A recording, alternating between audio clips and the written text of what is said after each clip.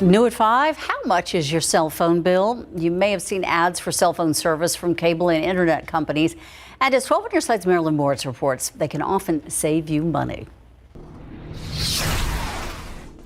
J.D. Mathewson was looking to trim his cell phone bill. At the time, I was paying Verizon about $170 a month. So when he got an email from Spectrum, his internet provider, advertising its cell phone service, J.D. compared plans and switched. I'm saving about $50 a month on my cell phone bill. Nearly 5 million people now get their cell phone service from a cable or broadband company who may offer it cheaper. How? Cable companies lease wireless capacity from major carriers and use Wi-Fi whenever possible to provide service. And that saves consumers money. Spectrum uses Verizon's cellular network. In response to the competition, the cellular industry says the wireless industry has a long history of intense competition. If you already get your internet from Spectrum or Xfinity or any service from Altis's Optimum or Suddenlink brands, bundling your cell phone could lower your phone bill. All three companies offer one phone line with unlimited talk, text, and data for just $45 a month. They also offer flexibility so each family member can have a customized data plan. Now the potential downsides. Your service may slow if traffic becomes too high. The taxes and fees may not be included in the advertised price, and automatic payments may be required. Like traditional carriers, the cable companies offer 5G where available, and some let you use your current phone or offer specials on new phones. Marilyn Moritz, KSAT 12 News. Sky 12 over La Villita, and you can definitely call this the calm before the storm. You can actually see pavement. Right. That's probably not going to be the case in about an hour or so. And I'm sure there's a big crowd just near along the gates, right? Sea of people. The Nyosa Sea. And they will be flooding in and having a good time tonight and really the rest of this week. Fiesta is here. Of course, it's warm and sticky outside. We had some good rainfall in parts of South Texas last night. A few lingering showers out there right now. We will get into a sunny and hot stretch here for the remainder of this week, but then more rain chances are just around the corner in our 7-day forecast. So we're going to talk about it all, starting with the rainfall last night and early this morning. Everywhere you see a color on the map indicates rain that fell, especially southern Bexar County, even downtown area. That's where we picked up some decent accumulations, and then you see it spotty elsewhere, but especially in the parts of the hill country. I mean, northern Real County, nearly about 4.5 inches of rain. Parts of Del Rio picked up 1.73 inches. Stinson, nearly 1.8. Luling, about 2 inches. Gonzales, 0.6 of an inch. So you see, as usual, the rain is very hit and miss. This little swath through I-35, basically a miss there, and northern Bexar County a miss as well. That was at least this time around. We'll have another shot in the days ahead. So let's talk about our weather pattern here. Still some lingering showers and storms, especially far south out of our viewing area, but we also have them in Karnes County, DeWitt County, just some lingering downpours. These shouldn't last a whole lot longer. A little bit of lightning and thunder between Beeville and Three Rivers, but again, these should be pretty temporary here as the sun sets and we lose our daytime heating. I do expect some of the action between Corpus Christi and Laredo and southward down into the valley to persist a bit later on tonight. That's okay. They could use another splash of rain and some good maintenance rain elsewhere is what we had in order to keep us drought free. Along the Gulf Coast, scattered showers and thunderstorms throughout the day today. And here's our overall weather pattern. Big Blue H, the heat high, it's starting to settle back in. It moved away for a few days. Now it's coming back home. It's going to settle in.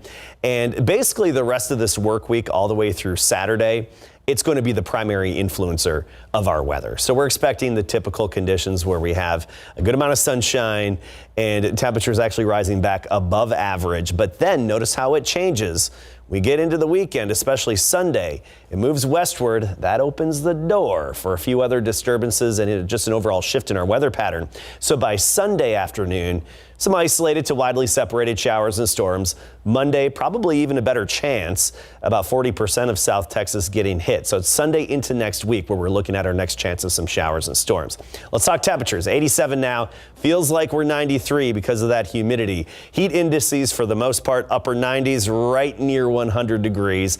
Air temperatures, 91 Pleasanton, 84 in Kerrville, 90 New Braunfels, Uvalde 89. Tomorrow morning, most of us in the mid-70s to start. 75 in Hondo, for example. By the afternoon, we'll make it well into the 90s southwest of town, low to mid-90s around San Antonio and Bexar County. Converse 94 for the high. We'll start the day with some clouds and then break out into plenty of sunshine by the afternoon. And that trend persists with even warmer temperatures, 97 by the end of this work week. Thank you, Adam. All right, Greg, I want to quote from the movie Dumb and Dumber. So you say we have a chance. Yes, we have a chance. Slim, better than none. Yeah, okay. All right, and we're talking about the NBA lottery, which takes place tonight, and the Spurs are involved in because they did not make the playoffs for the second straight year. That's a franchise first. What are their chances of making number one? We'll let you know. And Kawhi out again for Game 2 of the Western Conference Finals coming up. The NBA Draft Lottery will be held tonight, and that will include our San Antonio Spurs advancing the playoffs for their second straight season, which is a franchise first. Spurs did pretty well with the 11th pick last year in selecting Devin Vassell, who got to start as a rookie during the COVID-19 pandemic in 62 games. He played and got to start 7. The Spurs lost a tiebreaker to Charlotte at the end of the season to fall to 12th out of the 14 teams involved in the lottery tonight. That means the Spurs have a 1.7% chance of landing the number 1 pick and an 8.1% chance of being in the top 4. Peter J. Holt, who just made managing partner of the Spurs group that just gained 2 new investors in Michael Dell in Austin and Sixth Street, a global equity company that is based in San Francisco, will represent the Spurs. The last time the Spurs won the NBA lottery was 1997. That landed them the first pick in the NBA draft, where they selected Tim Duncan. That led to 5 NBA championships, 22 straight seasons of making the playoffs. And here's how the lottery stacks up tonight. Houston, Detroit, and Orlando all have the best shot at 14%, followed by Oklahoma City and Cleveland, 11.5%. Minnesota, Toronto, 9 and 7.5% respectively, followed by Chicago, Sacramento, New Orleans, and Charlotte at 1.8. There's San Antonio at 1.7, rounded out by Indiana and Golden State. When the Western Conference Finals resume tonight in Phoenix, the Suns will be without point guard Chris Paul again. He is still in the league's COVID-19 health and safety protocols after missing Game 1 this weekend, in which the Suns were still able to beat the Clippers 120-114. Although he's showing no symptoms of COVID, it is believed the earliest he will be able to return will be on Game 3 Thursday in Los Angeles. At the same time, the Clippers will be without Kawhi Leonard for the second straight game in the Western Conference Finals after he stayed behind in Los Angeles to get treatment on his right knee that he injured in Game 4 against the Utah Jazz in the Western Conference semifinals. The Clippers were able to win without the former Spur until Game 1 of the Western Conference Finals. Leonard is believed to be suffering from a sprained anterior cruciate ligament in his right knee, the same knee that gave him problems when he was with the Spurs and led to the forced trade of the Toronto Raptors. The Clippers may be without as well Marcus Morris, who also injured his right knee during Game 1 of the Western Conference Finals, leading to only 5 minutes of action in the second half. According to head coach Tyronn Lue, he has been receiving treatment to see if he can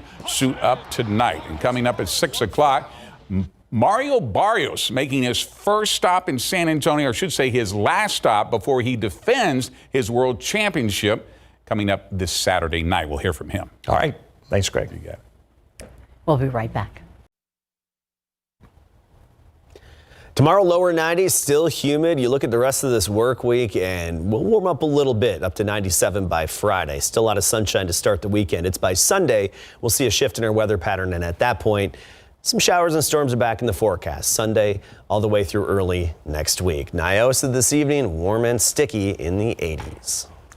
Thank you, Adam, and thank you for watching the News at 5 with us. World News up next. We'll see you back here at 6.